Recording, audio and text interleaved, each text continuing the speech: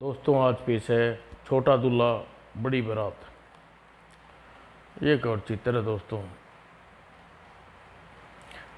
नवलगढ़ के राजा जयमल के विवाह के पूरे 20 वर्ष बीत चुके थे, लेकिन अभी तक उसे संतान सुख प्राप्त नहीं हुआ था। रानी अहिल्या संतान की चिंता में दिन प्रतिदिन दुबना दुबलाने लगी। रानी अहिल्या ही नहीं, इस विषय में लेकर राजा राजा जयमल भी चिंतित रहने लगे था। जो जैसा करते हैं ही वैसा ही करते हैं, किंतु फिर भी उनकी आशा पूरी न हुई। यह देखते हुए एक दिन रानी ने अहिल्या ने राजा जयमल से बोली, महाराज मेरी माने तो आप दूसरा विवाह कर ले, पता नहीं दूसरी पत्नी आपको संतान सुख प्राप्त हो जाए। यह तुम क्या कह रही हो रानी, तुम होश में तो हो? मैं ठीक कह रही हूँ महाराज, मेरी कोख में एक पत्थर की निकल गई मेरी कोख पत्थर की निकल गई, इस कारण आपके वंश में वृद्धि रुक गई। एक सपन भी यह मैं एक सपन में भी चाहती हूँ कि आप दूसरा विवाह करना ही होगा, लेकिन हम दूसरा विवाह करेंगे, लोग हमारे विषय में क्या सोचेंगे?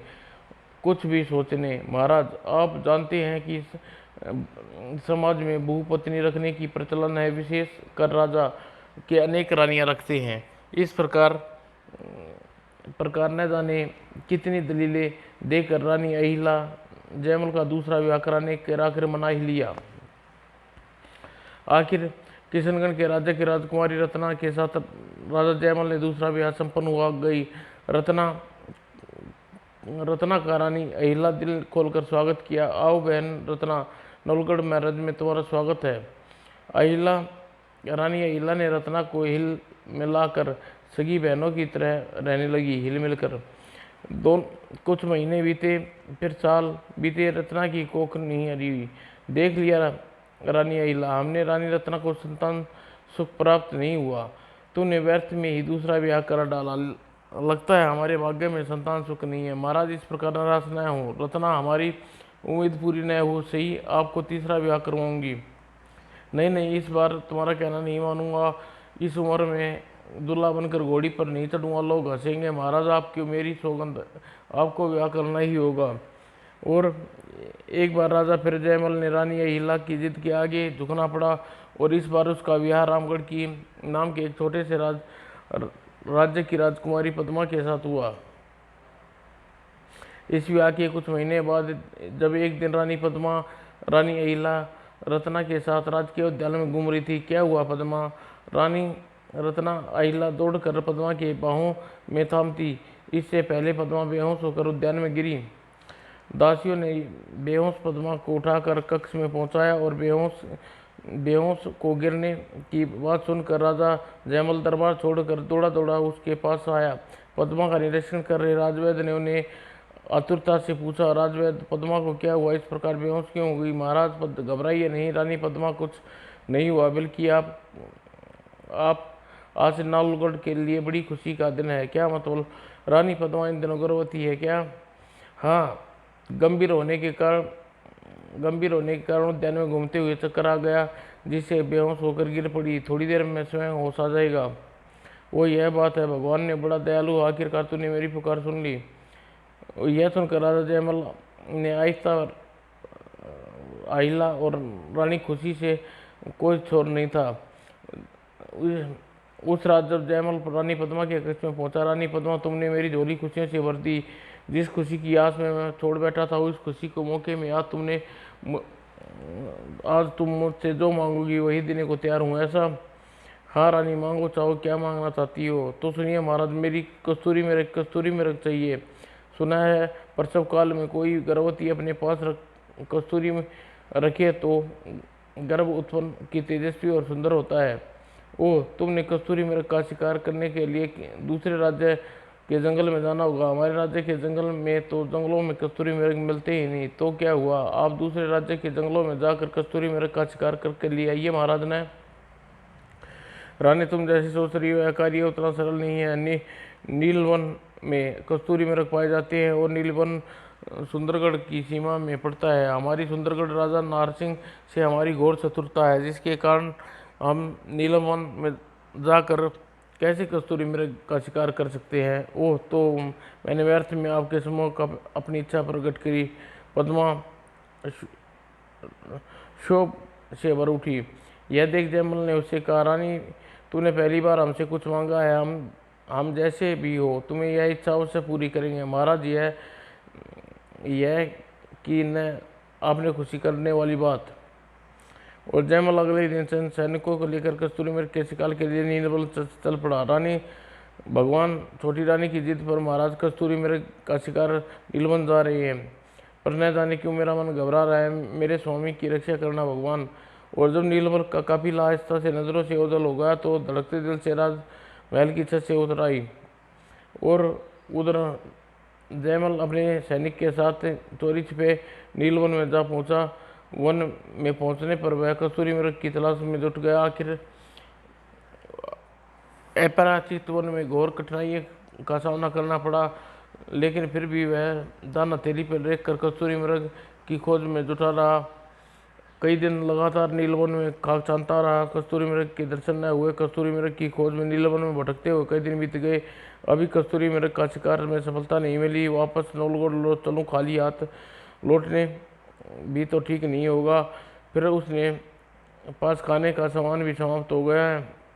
उधर सुंदरबन के गुप्तचर सुंदरबन के राजमहल में नारसिंह को सूचना दी, महाराज नवलगढ़ का राजा अपने सैनिकों के साथ कई दिन से नीलबंड में कस्तूरी मृग की खोज में घूम रहा है। क्या राजा नीलमल इतनी हिम्मत हो हमारी सीमा में घुसकर हमारी कस्तूरी मृग को किट करे? जयमल को हम इसकी सजा जरूर देंगे। राजा नारसिंह ने उसी समय शस्त्र सैनिकों की एक बड़ी टुकड़ी के साथ नीलमल पहुंचा। वह राजा ने नारसिंह के जमकर युद्ध हुआ और जयमल उसके सैनिक भूखे थे, इसलिए सिर दिए हौसले परस्त हो गए। और तभी अचानक जयमल कटे वृक्ष के तले जमीन में पड़कर तड़पने हुए अपने प्राण त्याग दिए। जयमल के साथ आए सैनिक पेड़ के पीछे खड़ा सैनिक यह दृश्य देख रहा था। नारसिंह महाराज को मौत के घाट उतार पहुंचा दिया। मुझे नावल सिंह पहुंचकर दुखद सूचना महारानी को अहिला को देनी चाहिए। यह सोचकर गिरता पड़ता वह चिपता नवलगढ़ की ओर चल दिया। उधर मृत जयमल की छाती पर पांव रखकर नारसिंह ने ठाका लगाया, हाँ, मुझसे मुकाबला करने चला था यह बूढ़ा, भुगत इसका परिणाम, हाँ।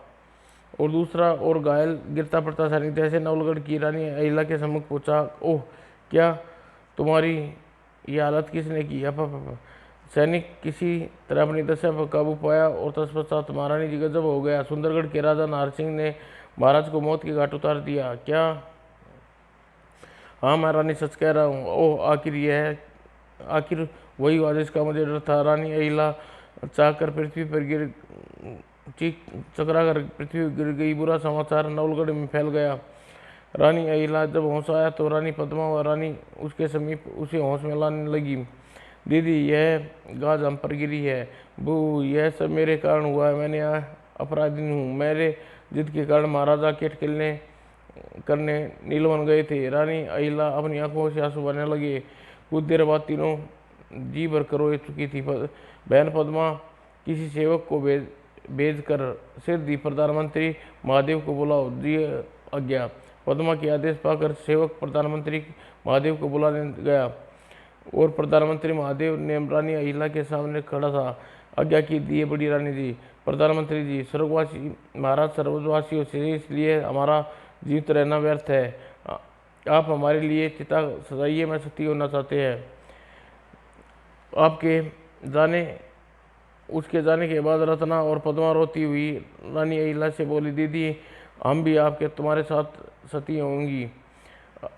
अहिला एक छोटे झटके में दोनों को परे हटाया।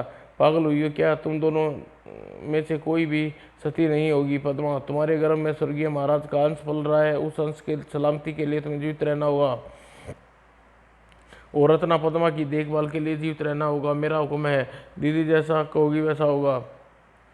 और फिर अहिला स्वर्गीय महाराज जयमल का स्मरण करते हुए चिता पर बैठ गई और रानी सती रानी की जय, रानी अहिला की जय। रानी अहिला सजीव शरीर राख बन गया और रानी रत्ना पद्मा दुखी हृदय से सती अहिला की चिता को अंतिम प्रणाम किया। और अकस्मात घड़ी इस घटना के कारण रत्ना राज्य की बागडोर संभालनी पड़ी। प्रधानमंत्री बड़ा ही देशभक्त और ईमानदार था, वह अनुभवी भी था। रानी रत्ना को राजकाज चलाने में सहायता कर देने लगा। इस प्रकार समय बीतना गया। धीरे धीरे रत्ना के प्रसव का दिन आ पहुंचा। एक सुंदर पुत्र को जन्म दिया। दीदी आज महाराज वह बड़ी रानी जीवित होती तो इसे देखकर कितनी खुश होती। तुम ठीक कह रही हो पद्मा, पर मेरा दुख, ऐसा दुख देखना उनके सुख देखना उनके नसीब में न था, में कब बंधा था। पद्मा पुत्र पैदा होने की खबर सारे राज्य में विद्युत की तरह फैल गई। सारे राज्य में खुशियां मनाई गई। शुभ मुहूर्त नन्हे राजकुमार का नाम संस्कार हुआ। युवराज का नाम पै अक्षर पर निकला। रानी युवराज का नाम परिमल रखा जाए तो उचित रहेगा। राजजोशी जी, युवराज का नाम तो आपने रख दिया, अब ग्रह देख कर युवराज का भविष्य बता दीजिए। राजजोशी तुरंत पंचांग खोला और युवराज के नक्षत्रों का अध्ययन करने लगा। रानी युवराज बड़ा ही प्रतापी और पराक्रमी होगा। जीवन काल में यश कीर्ति दूर दूर तक फैलेगी। लेकिन क्या राजजोशी, रानी युवराज के जीवन में एक बड़ा सा विचित्र खेल खेलने वाला है। कैसा विचित्र खेल राजजोशी? यदि राजकुमार का विवाह 6 वर्ष की आयु में न किया गया तो किसी भी सूरत में जीवित नहीं रहेगा क्या? हाँ रानी जी, ग्रह के अनुसार 6 वर्ष की आयु में विवाह युवराज की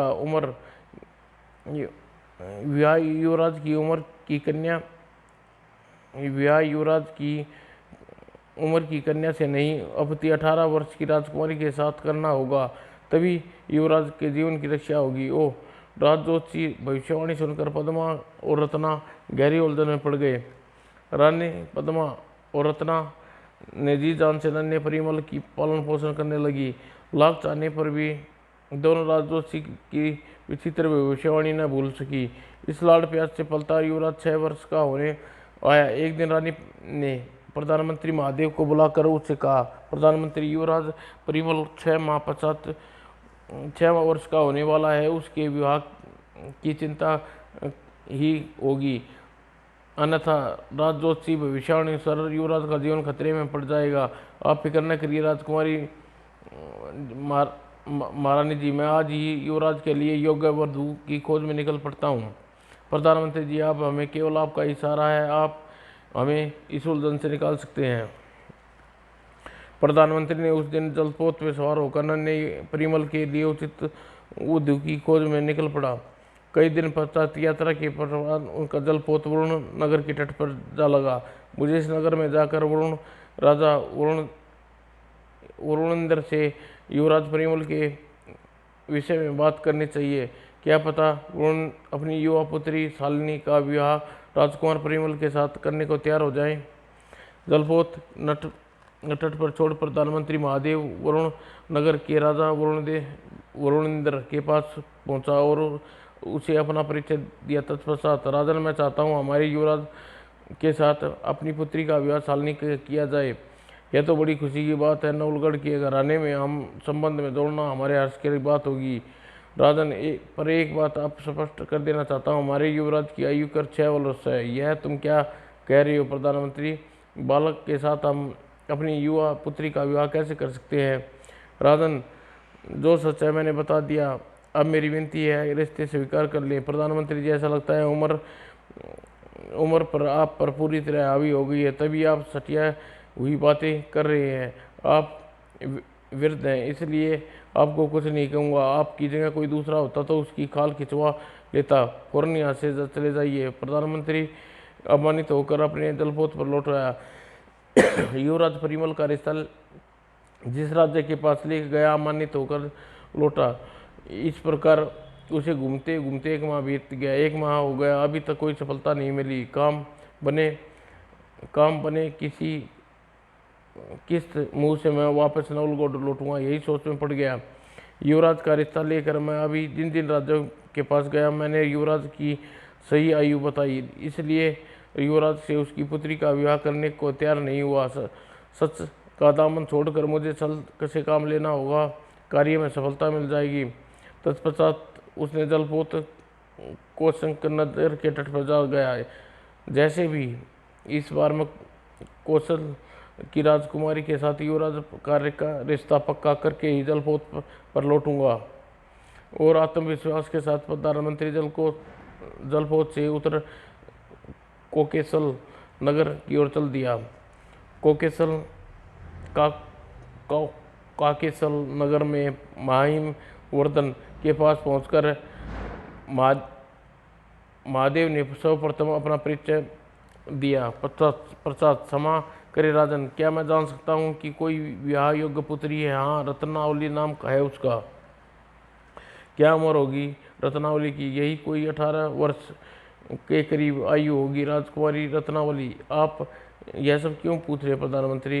राजन, हमारे युवराज परिमल विवाह योग्य हो गए हैं। बात सुदर्शन और आकर्षण व्यक्ति हैं उसका। मैं चाहता हूँ कि आपकी पुत्री उसका संबंध हो जाए तो अच्छा रहेगा। हमें यह संबंध के विषय में कोई आपत्ति नहीं, लेकिन पहले युवराज परिमल को एक नज़र देख तो दे। विवाह से पहले युवराज परिमल को आपको दिखाने का एक अड़चन है। नवलगढ़ के घराने की रस्म के अनुसार दुल्हा दुल्हे की के साथ नहीं, आपत्ति दुल्हे की तलवार के साथ होता है। विवाह के पश्चात दुल्हन व दुल्हन का परिवार वाले द्वारा देखना हमारे यहाँ अब शुक्र माना जाता है। युवराज परिमल को आप विवाह के पश्चात देख सकते हैं। क्या आप राजकुमारी रत्नावली विदा करवाने नवलगढ़ आएंगे? वो बड़ी विचित्र रस्म है तो नवलगढ़ की राजघराने की। खैर कोई बात नहीं, हम रिश्ता स्वीकार है। और इधर ये बात ही हो रही थी, और उधर दूसरी ओर कोकेशल नगर में राजमहल के राम मंदिर में राजकुमारी रत्नावली माँ पार्वती की पूजा कर रही थी। राज मंदिर में, माँ मुझे ऐसा पति देना जिसे देख युक्तियाँ मेरे भाग्य की परीक्षा करे। मेरा होने वाला पति लाखों में एक हो। पूजा अर्चना करने के पश्चात आंखें खोली। माँ पार्वती ने मेरी प्रार्थना स्वीकार कर ली। सिर पर सिंदूर प्रतीक लाल फूल माँ की प्रतिमा से चटक कर मेरे आंचल में आकर गिरा है। इसका मतलब मुझे मनचाहा पति मिलेगा। प्रशंसा की आओगी में कांपती हुई रत्नावली लाल फूल को श्रद्धा के साथ अपने मस्तक से लगाया और माँ पार्वती की प्रतिमा को प्रणाम करके मंदिर से आगे चली गई। दूसरी ओर युवराज परिमल राजकुमारी रत्नावली के विवाह की बात पक्का कर प्रधानमंत्री महादेव राजा महिपाल वर्धन से विदा लेकर खुशी खुशी नवलगढ़ लौट आया। भगवान, तूने मेरे वचन की लाज रख ली। अब मैं चैन से रानी रत्ना को अपना मुंह दिखा पाऊंगा। और नवलगढ़ पहुंचकर रानी रत्ना सारी बात बताई और सारी बात जानकर रत्ना खुश हो उठी। प्रधानमंत्री जी, यह संबंध तय करके आपने हमारे सिर से बहुत बड़ा बोझ उतार दिया है। हम आपके बहुत बड़े आभारी हैं। महारानी, अपना फर्ज पूरा कर लिया, आप सिर्फ विवाह की तैयारी में जुट जाइए। और निश्चित तिथि पर धूमधाम के साथ युवराज परिमल की बारात जलपोत में सवार होकर कोकेश्वर नगर की ओर चल दी। जलपोत में पालकी रखी जिसमें राजकुमार परिमल की चमकती तलवार रखी थी। और जलपोत बरातियों को प्रधानमंत्री एक सख्त हिदायत दी, ध्यान रहे कोकेश्वर नगर पहुंचकर कोई भी इस बात का मुंह बाहर नहीं निकलेगा कि हमारे युवराज परिमल युग नहीं केवल 6 वर्ष के बालक है। यह हिदायत सभी बारातियों ने सहमति से अपनी गर्दन हिलाई और जिसे देखकर प्रधानमंत्री ने चैन की सांस ली। बड़ी धूमधाम से युवराज परिमल की बारात कोकेश्वर नगर की सड़कों पर चली। बारात के आगे पालकी में चल रही थी जिसमें युवराज परिमल की तलवार रखी हुई थी। पालकी के साथ साथ प्रधानमंत्री महादेव चल रहा था। ऐसी बारात हमने पहले कभी नहीं देखी थी जिसमें घोड़ी पर चढ़े दुल्हन के स्थान पर तलवार, पालकी में रखे तलवार के साथ ही दुल्हन का ब्याह हो। सचमुच नवलगढ़ की राज परिवार की रस्म बड़ी विचित्र है। न जाने युवराज परिमल कैसा होगा। राजा वर्तमान बारातियों की खूब स्वागत किया और राजकुमारी रत्नावली युवराज परिमल की तलवार के साथ हुआ। राजकुमारी रत्नावली ने विवाह बारात नवलगढ़ वापस लौटाई। राजकुमारी रत्नावली से रूप सौंदर्य देख कर रत्ना रानी पद्मा निकाल होगी, हमारी बहू चांद का टुकड़ा है, रत्नावली को किसी दुश्मन की नजर न लगे।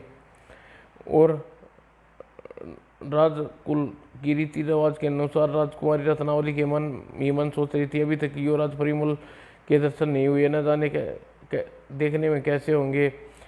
तभी रानी रत्ना बालक की बगल में बिछे खाली पटरे पर बैठा दिया। यह कौन बालक है? यह इस पटरे पर मेरे साथ कुल देवता की पूजा करने के लिए युवराज परिमल को बैठना था। रत्नावली सोच में पड़ गई। उसे सोच में देखकर रानी रत्ना ने कहा, बहू किस सोच में पड़ी हो? अपने पति के साथ कुल देवता की पूजा करो न।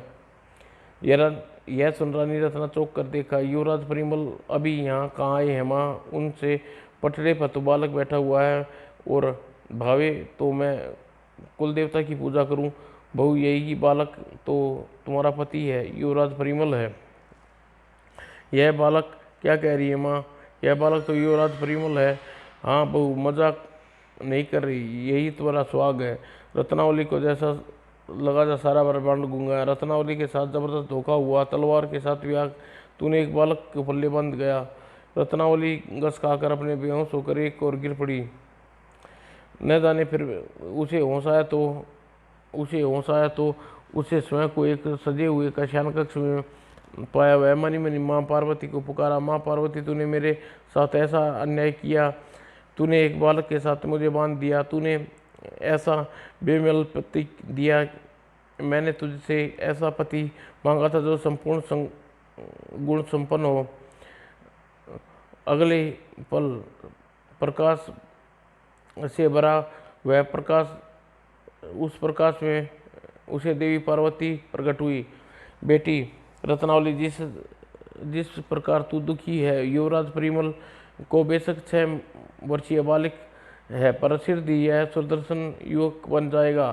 तुम धीरज रखो और याद रख धीरज का फल मीठा हमेशा मीठा होता है। यह कहकर देवी पार्वती अंतर ध्यान हो गई और देवी पार्वती के आदेश मान रत्नावली शयन कक्ष से उतरी और कक्ष से बाहर खड़ी दासियों के साथ रत्ना के पास पहुंची। बहू, हाँ माँ कुलदेवता के कक्ष में चलिए, मैं अपने पति युवराज परिमल के साथ कुलदेवता की पूजा करना चाहती हूँ।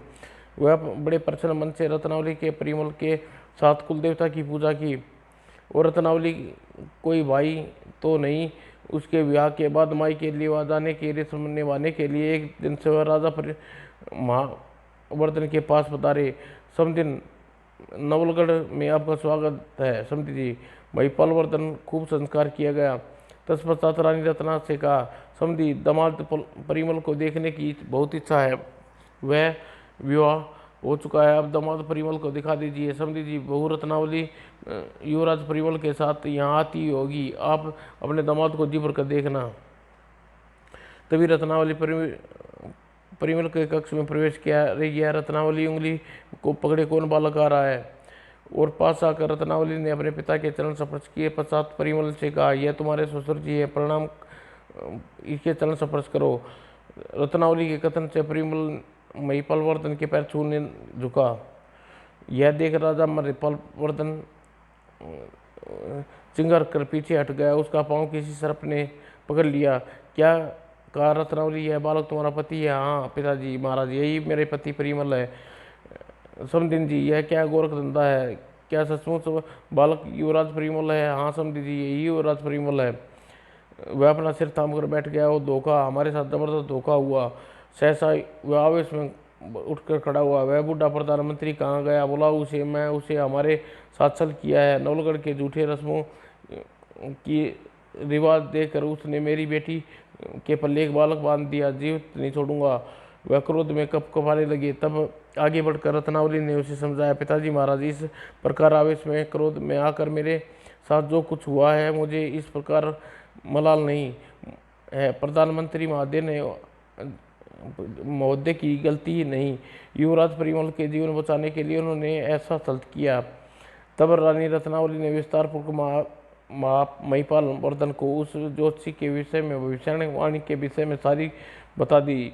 ज्योतिष ने युवराज परिमल के बारे में बताई थी।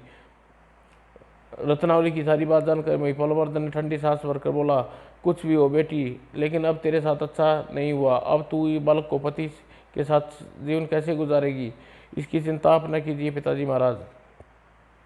अच्छा ठीक है, तेरी खुशी मेरी खुशी है, मुझे ले जाने के लिए आया हूँ। अब तू मेरे साथ चलने को तैयार कर। नहीं पिताजी, मैं आपके साथ नहीं जाऊंगी। अब मैं नवलगढ़ ही मेरा शेष जीवन गुजरेगा।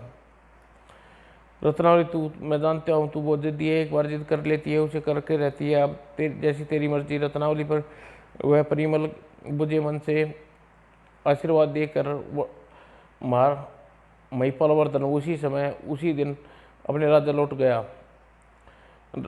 और रत्नावली माँ पार्वती की सच्ची उपासिका थी। और अब वह युवराज परिमल के साथ राज्य की सीमा पर स्थित पार्वती मंदिर में अर्चना करने जाती थी। एक दिन जब माँ पार्वती की पूजा अर्चना करने परिमल के साथ मंदिर में गई, ओ यह बालक साथ अनुपम सुंदरी कौन है? ऐसे रूप सौंदर्य तो केवल अप्सराओं के पास होता है।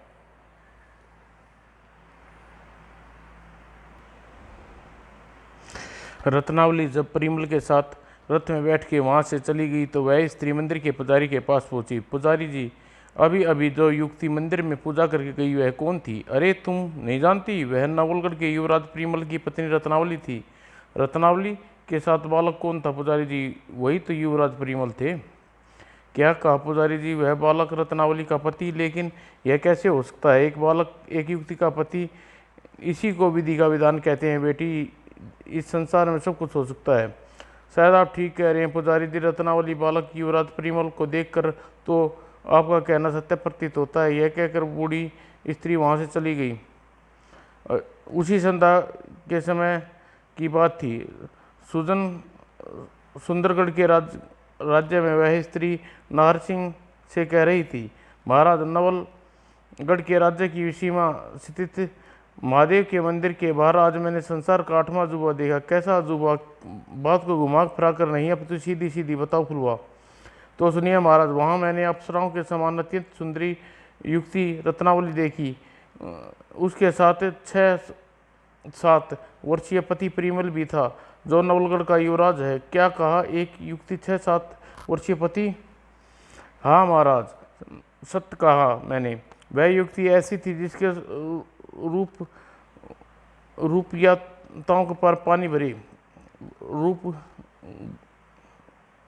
कविताएं पानी भरे। तो फिर ऐसा अविद सुंदरी रमलगढ़ में क्या कर रही है? उसे हमारे राजनी निवास में होना चाहिए। महाराज, रत्नावली सुंदर होने के साथ साथ किसी की पत्नी भी है। वह भला आपके रानी निवास की शोभा कैसे बढ़ा सकती है? फुलवा, यह काम तुम कर सकती हो, तुम जिसे जिसे के लिए यह कार्य करना असंभव नहीं है।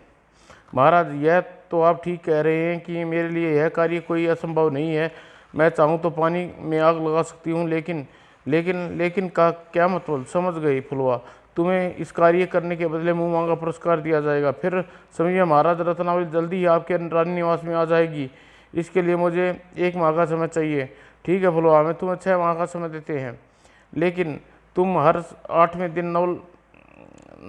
नव नीलवन में हमारे भेंट करके हमें कार्य की प्रगति के बारे में सूचना देनी होगी। फुलवा के कहने पर नाहर सिंह ने उसके लिए राजसी वस्त्र आभूषण उपलब्ध करा दिए, जिसे पहनकर वह अधेड़ स्त्री स्वांग भर रथ में बैठ ठसके के साथ नवलगढ़ की ओर चली गई।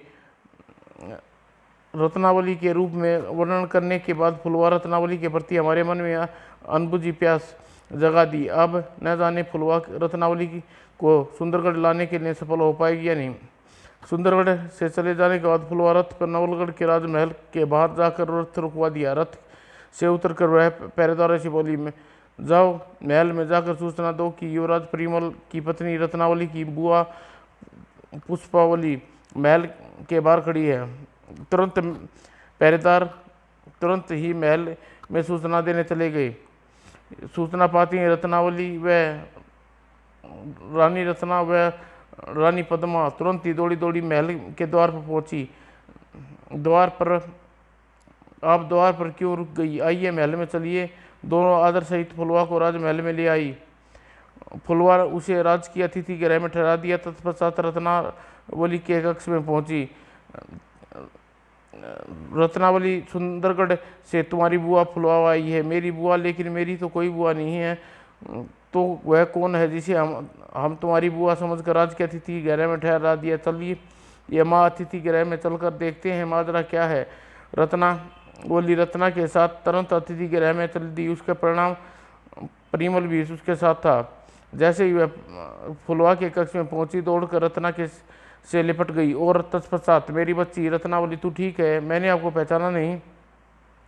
इसमें तेरा कोई दोष नहीं। तू मुझे पहचानेगी कैसी बेटी? आज से कई वर्षों बाद मैं अपनी फूल सी भतीजी को देख रही हूँ। तू 4 साल की थी जब राजमहल छोड़कर चली गई थी। कहाँ चली गई थी आप? बेटी, यह एक लंबी कहानी है। तेरी जिज्ञासा शांत करने के लिए तुझे अपनी लंबी संक्षेप में सुनाती हूँ। वर्षों पहले मैंने जब युवा थी तो मैंने अपनी मर्जी से सुंदरगढ़ के राजा नाहर सिंह से विवाह कर लिया था। जबकि तुम्हारे पिता मेरे भाई महापिलवर्धन मेरे विवाह जगतपुर के राजा जगत सेन के साथ करना चाहते थे। नाहर सेन मेरे गुप्त विवाह के बारे में तुम्हारे पिता ने मुझे बुरी तरह रुष्ट हो गए, जिसके परिणाम स्वरूप उन्होंने उसी समय कोकल नगर छोड़कर चले जाने को कहा। उनका आदेश सुनकर राजा नाहर सिंह के साथ मैं रानी बनकर सुंदरगढ़ चली गई। ओह, फिर तो आपका और मेरे पिताजी वर्षों मिलाप कैसे हुआ? उनसे मिले के पश्चात ही आपको यह पता चला होगा मेरा विवाह नवलगढ़ के राजघराने में हुआ। तू ठीक कह रही है बेटी। तभी कुछ दिन पहले मैं राजा नाहर सिंह से भ्रमण करने नीलवन में गए थे। वहीं तो वन में अचानक तुम्हारे पिता से मुलाकात हुई। हम दोनों भाई बहन मिले तो गले शिकवे दूर हुए गए। उन्होंने तुम्हारे विवाह के विषय में बताया। ओह, तो यह बात है। मैं आपको पहचान न सकी। फुलवा द्वारा बताई झूठी कहानी, मनगढ़ंत कहानी सुनकर रत्नावली को विश्वास हो गया कि फुलवा वास्तव में उसकी बुआ है। इधर रत्ना और पद्मा के चेहरे पर फुलवा की कहानी सुनकर आवेश भर आया। रत्ना हिचक कर उससे बोली, तो तू हमारे जानी दुश्मन नाहर सिंह की पत्नी हो? यह तुम क्या कह रही हो रत्ना? राजा नाहर सिंह ने तो तुझे इस विषय में कुछ नहीं बताया था। मैं वही कह रही हूँ जो सच है। तुम्हारे पति ने हमारे निर्दोष पति का कारण मौत के घाट उतार कर हमें विधवा बना दिया। ओह रानी, यदि ऐसी बात है तो मैं अपने पति की ओर से आपसे क्षमा मांगती हूँ। यह कह फुलवा रेशमा के आगे हाथ जोड़ दिए और यह देख रत्ना बुरी तरह अचका गई। अरे, यह क्या कर रही हो आप उम्र में मुझसे बड़ी हैं। आपका इस प्रकार हमारे आगे हाथ जोड़ना उचित नहीं है। पहले आप यह कहिए कि आपने मेरे पति को क्षमा कर दिया। यह सुन रत्ना लंबी सांस खींची। ठीक है, आपकी विनम्रता देखकर मैं नाहर सिंह को क्षमा करती हूँ। आप हमारी अतिथि हैं। आपका जी चाहे तब तक नवलगढ़ में रह सकती हैं। धन्यवाद रानी जी। और फुलवा यही चाहती थी अपनी सफलता पर वह मन ही मन खुश हो गई। दुर्त फुलवा रत्नावली की बुआ बनकर सम्मान के साथ महल में रहती है। रत्नावली की बुआ होने के कारण उससे बड़ा आदर करते थे और प्रकार के खुश करने की कोशिश करने लगे रहते थे। वाह फुलवा, तेरी भी नसीब बदल गई। कभी सपने में भी नहीं सोचा था कि इस प्रकार महलों के सुख भोगेगी। इस प्रकार पूरा 1 सप्ताह बीत गया। 8वें दिन फुलवा रत्नावली से नगर भ्रमण की इच्छा प्रकट करके अकेली ही रथ में बैठकर महल से बाहर चली आई। राजा नाहर सिंह, आज के दिन मैंने नीलवन में मिलने को कहा था। नगर के भ्रमण के बहाने मैं राजा नाहर सिंह से मिलने जाऊंगी और किसी को इस बात की कानो कान भनक नहीं होगी। सिर दी वह रथ नीलवन में जाकर नाहर सिंह के पहले से ही उसकी प्रतीक्षा कर रहा था। कहो फुलवा, तुमने अपने कार्य में कितनी सफलता पाई? महाराज, कार्य पूरा करने के लिए मुझे पूरे 6 माह का समय दिया है, लेकिन मैं इस कार्य को कल ही सफलतापूर्ण कर लूँगी। ऐसे? हाँ महाराज, मैंने पता लगा लिया है कि रत्नावली परिमल के साथ सीमा में स्थित महादेव के मंदिर में पार्वती की पूजा अर्चना करने के लिए प्रतिदिन जाती है। कल उसके साथ मंदिर जाऊंगी। कहकर फुलवा धीरे धीरे अपनी आगामी योजना समझाने लगी। नाहर सिंह ने सारी योजना समझने के पश्चात ही बोला, महाराज, कल जब रत्नावली मुझे लेकर इस वन में पहुंचूं तो आप मुझे यहीं मिलना। यहीं पर आपको रत्नावली को सौंप दूंगी। आगे आप जानिए आपका काम। ठीक है फुलवा, कल कल प्रातः ही वन में आकर डट जाऊंगे। और नारसिंह विदा लेकर फुलवा वापस लौट पड़ी। अगले दिन रत्नावली परिमल के साथ रथ में बैठी पूजा के लिए महादेव मंदिर की जाने के लिए लगी। बेटी, यह प्रतिदिन दामाद जी के साथ रथ में बैठकर कहाँ जाती है? बुआ, मैं प्रतिदिन महादेव के मंदिर में जाकर पार्वती की पूजा करती हूँ। ओ पार्वती माँ की उपासिका तो मैं भी हूँ बेटी। आज मुझे अपने साथ माँ पार्वती के दर्शन हेतु ले चलो। मैं जब से नवलगढ़ आई हूँ, एक बार भी माँ पार्वती की पूजा अर्चना नहीं की है। बुआ जी, आप हमारे साथ मंदिर में चलना चाहती हैं? यह तो बड़ी खुशी की बात। आइए, रथ में आ जाइए। फुलवा झट रथ में चढ़ गई और आदेश पर सारथी ने रथ आगे बढ़ा दिया। मंदिर में पहुंचते रत्नावली ने विधि विधान माँ की पूजा अर्चना की। मंदिर के बाहर निकलते ही मुझे अपनी चाल चल देनी चाहिए ताकि कार्य में सफलता मिल पाए। पूजा अर्चना के जैसे ही मंदिर से बाहर निकली बेटी रत्नावली, यहाँ से कुछ दूर पर एक वन में माँ पार्वती का एक विशाल पत्थर की प्रतिमा है। उस प्रतिमा के दर्शन करने से दूर दूर से स्त्री आती हैं। अच्छा माँ, उस प्रतिमा के दर्शन करवा लाओ। बुआ जी, तुम्हें दर्शन करवा लाऊं बेटी। इस कार्य में एक अड़चन है। कैसी अड़चन बुआ जी? उस वन में केवल स्त्रियां ही प्रवेश कर सकती हैं। पुरुषों को उस वन में प्रवेश वर्जित है, जबकि हमारे साथ सारथी और युवराज परिमल भी है। इनके साथ तुम वन में ले जाने में असमर्थ हूँ बेटी। ओ, यह बात है। रत्नावली को सोच में पड़ गई। कुछ देर सोचने के बाद फुलवा से कहा, बुआ जी, ऐसा करते हैं, युवराज को यहाँ रथ के सारथी के पास छोड़कर आप और मैं रथ में बैठकर वन में की प्रतिमा के दर्शन करने चलते हैं। वहाँ से लौटते समय युवराज और सारथी को भी साथ ले लेंगे। यहाँ यह ठीक रहेगा। तब रत्नावली ने परिमल से कहा, स्वामी, आप कृपा करके तो रथ पर के पास रथ के सारथी के साथ रुकिए। बुआ जी के साथ पार्वती माँ के दर्शन करके आऊँ। ठीक है रत्नावली, मैं यहीं बैठकर तुम्हारे आने की प्रतीक्षा करता हूँ।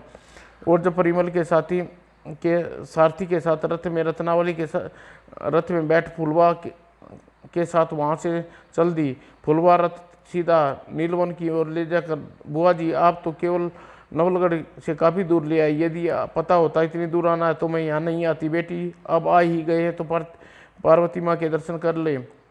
दोनों अभी रथ से नीचे उतरी ही थी कि आसपास पेड़ों में छिपे नाहर सिंह और उसके सैनिक बाहर निकल आए और फुलवा और रत्ना को घेर लिया। कौन हो तुम? रत्नावली, हमने तुम्हें आपूर्ति। रत्नावली, यह तुम हमसे नहीं, अपनी बुआ यानी फुलवावती से पूछो, यदि आपको हमारा परिचय देगी।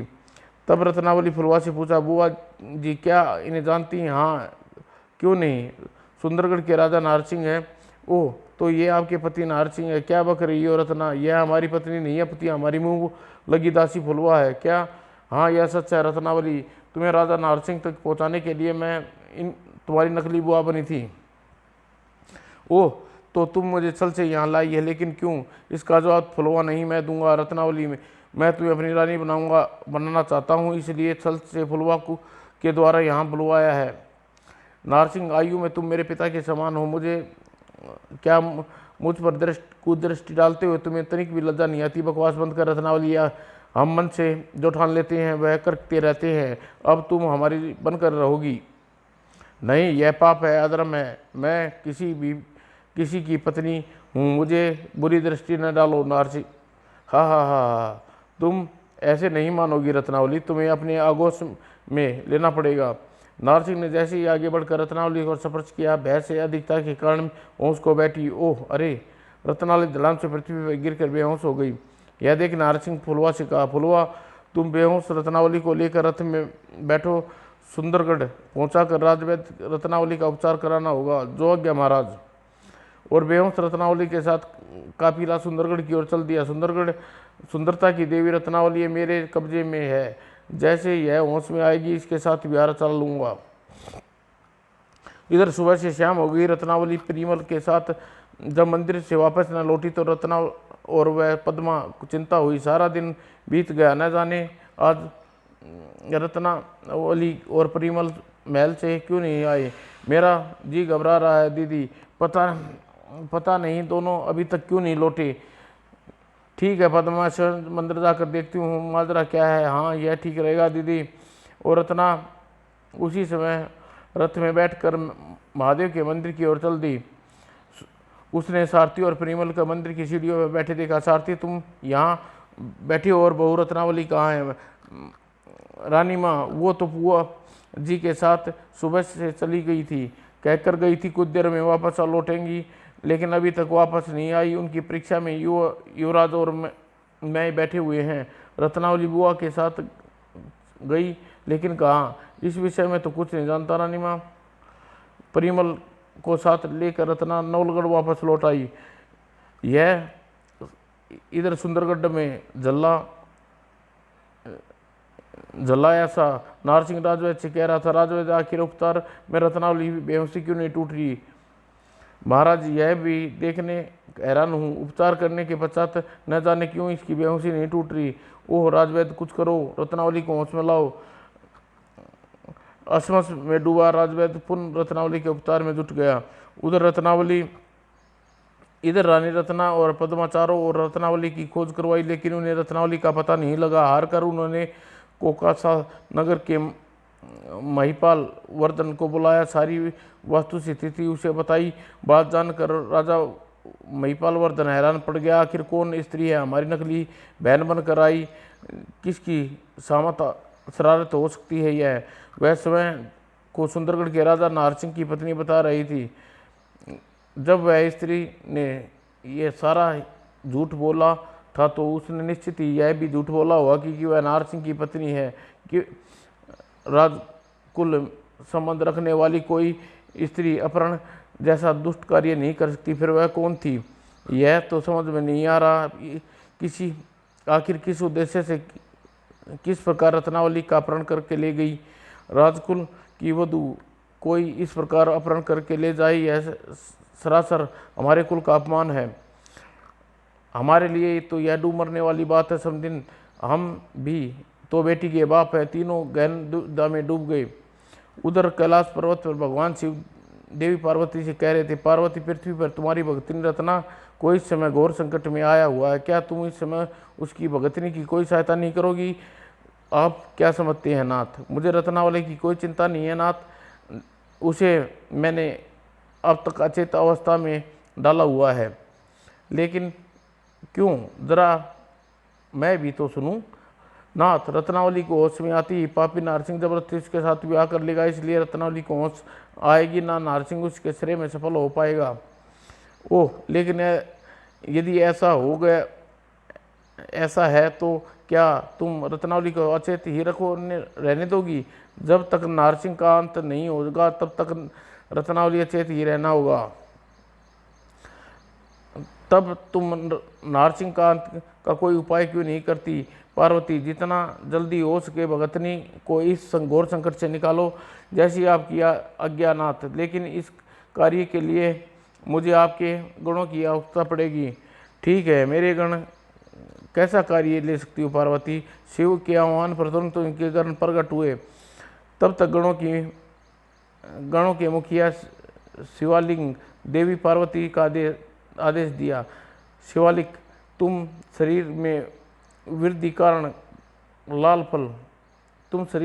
कारण लाल फल लेकर बाकी गणों के साथ पक्षियों के रूप में नवलगढ़ के युवराज परिमल के पास जाकर उसके शरीर के वृद्धि कारक लाल फल खिलाना होगा, ताकि नारसिंह के विरुद्ध युद्ध करके वह तुम्हें परिमल का साथ देना होगा। जो आज्ञा माँ।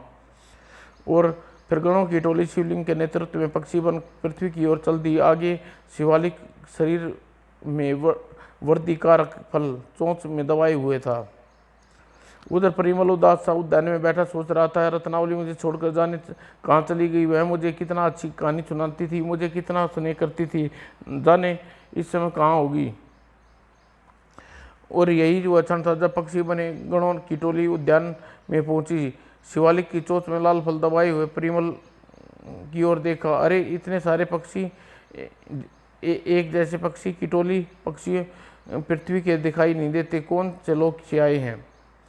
परिमल ने यह सोच ही रहा था कि तभी शिवालिक पृथ्वी पर उतरा और चोंच में लबा लाल पृथ्वी पर रख दिया। तत्पश्चात, युवराज परिमल, तुम ठीक सोच रहे हो, हम इस लोक के पक्षी नहीं हैं। अरे, तुम तो मानव की तरह बोल रहे हो। बताओ पक्षी, तुम कहाँ से आए हो? युवराज, मैं तुम्हें अपने विषय में विस्तार से बताऊंगा। पहले तुम लाल फल फल को हमारी तुच्छ भेंट समझकर खा लो। उत्सुकता वक्ष में उत्सुकता में डूबे परिमल ने पृथ्वी पर लाल फल को खाने लगा और अगले ही पल आह मेरे शरीर में अचानक बढ़ने लगा। लाल फल को खाने के पश्चात परिमल पलक झपकते ही बालक से युवा शरीर में बढ़ने लगा और साथ में बुद्धि में विकार हो गया। ओह यह मैं हूँ युवराज परिमल, अब तुम्हें अपने और अपने साथियों के विषय में बताता हूँ। अगले ही पल शिवालिक ने वास्तविक रूप में परिमल के सामने खड़ा था। युवराज परिमल, भगवान का शिव का गण शिवलिक हूँ और मेरे अन्य पक्षी न होकर भगवान शिव के गण हैं, लेकिन तुम लोग पक्षी के रूप धरकर मेरे पास क्यों आए हो? युवराज, यह तो तुम्हें पता होगा कि राजकुमारी रत्नावली के साथ तुम्हारी विवाह हुआ था। हाँ, अच्छी तरह याद है, लेकिन मुझे कुछ दिन पहले रत्नावली अचानक मुझे छोड़कर न जाने कहाँ चली गई। युवराज, वह कहीं गई नहीं, उसे जबरन ले जाया गया है। यह सब नव सुंदरगढ़ के राजा नाहर सिंह ने किया धरा है। रत्नावली इस समय उसी के कब्जे में है। क्या? हाँ युवराज, तुम्हारी पत्नी का अपहरण के अलावा नाहर सिंह ने तुम्हारे पिता जयमल को अकारण वध कर दिया, उसका भी दोषी है। क्या तुम उसे दंड नहीं दोगे? युवराज, यह सुनकर परिमल आवेश में चिल्ला उठा, नाहर सिंह की यह मजाल, मैं अभी उसके पर आक्रमण करने के लिए उसकी करने का मजा चखाता हूँ। युवराज, इसी उद्देश्य की पूर्ति के लिए हम गण तुम्हारे पास आए हैं। आओ यहीं से हमारे साथ सुंदरगढ़ चलो और बिना अस्त्र शस्त्र हमारी गण सेना नाहर सिंह के चक्के छुड़ा देगी। ठीक है, मैं तुम्हारे साथ चलने के लिए तैयार हूँ। और शिवलिक पुन पक्षी बन गया और उसके कहने पर परिमल की पीठ पर बैठे तत्ताक्ष पक्षियों के काफिला वहाँ से सुंदरगढ़ की ओर उड़ चला। सिर दी वह अद्भुत काफिला सुंदरगढ़ जा पहुंचा। तब सारे गण असली रूप में आ गए और तत्पश्चात शिवलिक परिमल से बोला, युवराज आओ, अब राजा नाहर सिंह पर आक्रमण करे। खाली हाथ आक्रमण, जब नाहर सिंह की सेना हमें गाजर मूली की तरह काट कर रख देगी। युवराज, अकल्पनीय बात की कल्पना करते डर रही है। हम तो शिव के गण हैं, इसलिए हमारा कोई कुछ नहीं बिगाड़ सकता। रही तुम्हारी बात, तुमने जिस समय शारीरिक वृद्धि वाला फल खाया है, उसी समय तुम्हारा शरीर में 100 हाथियों का बल आ गया था। साथ ही तुम्हारा शरीर वज्र के समान कठोर हो गया। अब तुम्हारे शरीर पर कोई भी अस्त्र शस्त्र कामयाब नहीं होगा। तुम अजय हो गए हो युवराज। ओह, अब तो कोई डर की बात नहीं है। और तब राह में रोकती बाधा को पार करते हुए परिमल के गणों के साथ सुंदरगढ़ के राजमहल की ओर बढ़ गया। यह कैसे मानव है जो इसके शरीर पर तीरों तलवार भालों का कोई असर नहीं हो रहा? इधर बकवास सा एक सैनिक महल बदहवास सा एक सैनिक महल में राजा नाहर सिंह के पास। महाराज, महल में विचित्र प्रकार के प्राणियों ने धावा बोल दिया है, उन पर किसी अस्त्र शस्त्र का प्रभाव नहीं होता। क्या बक रहे हो? ऐसे क्या वे प्राणी लोहे के बने हैं? यही वह क्षण था जब अपने साथियों के साथ परिमल उस कक्ष में आ गया। नाहर सिंह, तेरे पापों का घड़ा बढ़ गया है, इसलिए तुझे मारने के लिए यहाँ आया हूँ। कौन है तू? नाहर सिंह, मैं राजा जयमल का बेटा हूँ, जिसे तूने बेवजह मार दिया। मैं रत्नावली का पति हूँ, जिसे तू काम रद्द होकर कैद में कर रखा है। ओह, तो तू युवराज परिमल है, लेकिन तू तो 6 वर्ष का बालक था, तू युवा कैसे हो गया? मैंने तुझसे बदला लेने के लिए बालक से युवा बना हूँ। नाहर सिंह, तूने मेरे परिवार पर बहुत जुल्म ढाए हैं। परिमल आवेश में आगे बढ़ा और उसे खिलौने की तरह नाहर सिंह को अपने हाथों में उठा लिया। और परिमल को नाहर सिंह ने हवा में अनगिनत चक्करें खिलाई। अरे परिमल, यह क्या कर रहे हो? मुझे नीचे उतारो, अभी उतारता हूँ तुझे नीचे, दुष्ट।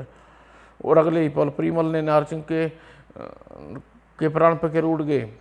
अगले पल तभी पार्वती देवी वहाँ प्रकट हुई। युवराज परिमल, तुम्हारी पत्नी मेरी परम भगतनी है, उसे कष्ट में पड़े देखकर मुझे से रहा नहीं गया। मैंने गणों को तुम्हारी सहायता तुम्हारे पास भेजा था, लेकिन माँ रत्नावली आखिर है कहाँ?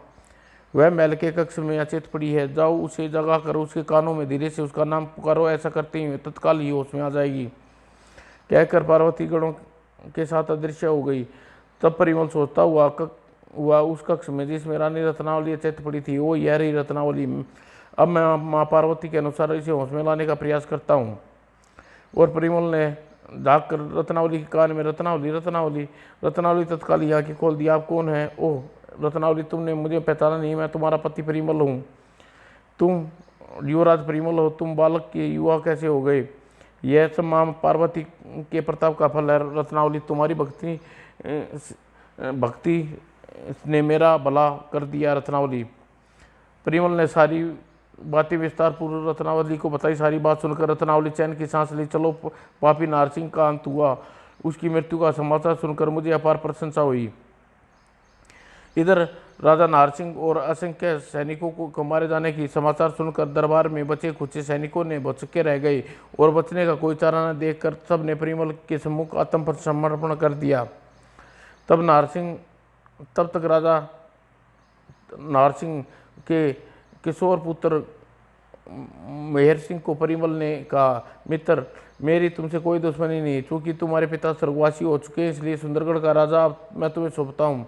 मोहर सिंह ने सुंदरगढ़ का राज सौंप परिमल रत्नावली के साथ नवलगढ़ लौट आया और परिमल को युवा देख रत्ना और पद्मा खुशी से पागल हो उठी और रत्ना को सुकुशल देखकर प्रशंसा से दोगुनी हो गई। समाप्त दोस्तों।